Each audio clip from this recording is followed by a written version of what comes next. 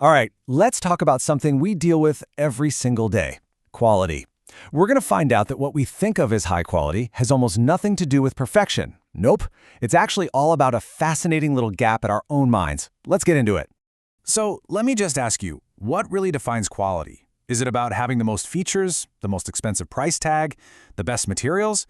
Well, the truth is, it's actually way simpler and a whole lot more interesting than all that.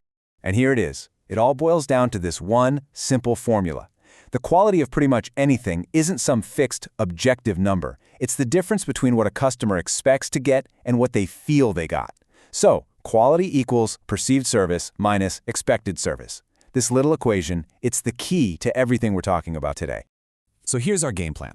We're going to stick with that simple quality equation, then dig into where our expectations even come from in the first place. After that, we'll look at perception and why it's so different for products versus services. And finally, we'll see how the smartest companies use something called a value proposition to totally master this whole game. Okay, so let's tackle that first piece of the puzzle: expectations. Before you ever even buy a product or use a service, you've already got a picture in your head of what it's going to be like. But where's that picture even come from? Well, it doesn't just appear out of nowhere. A customer's expectation is built for them piece by piece. It's shaped by a company's ads, their brand reputation, and maybe most importantly, what they've heard from friends or seen in online reviews. All these things come together to set the bar, to create that expected service that's so important in our formula.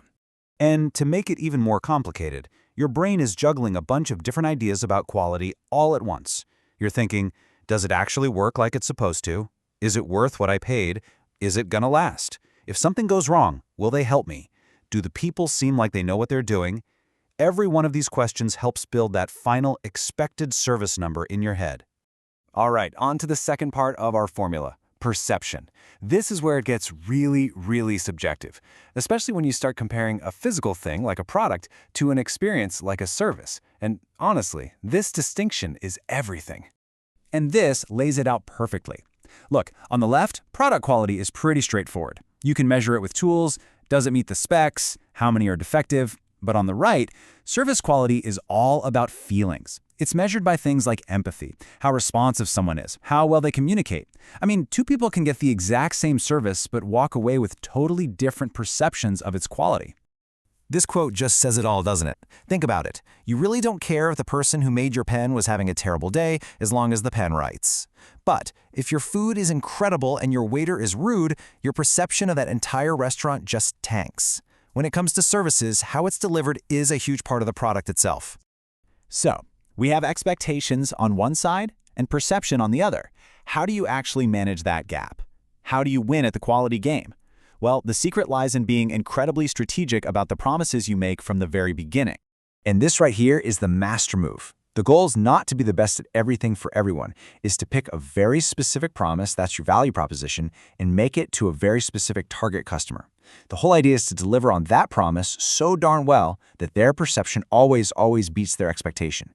It's not about being the best in the world, it's about being the best for them.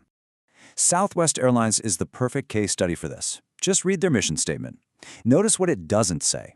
It doesn't promise fancy seats, gourmet meals, or tons of legroom.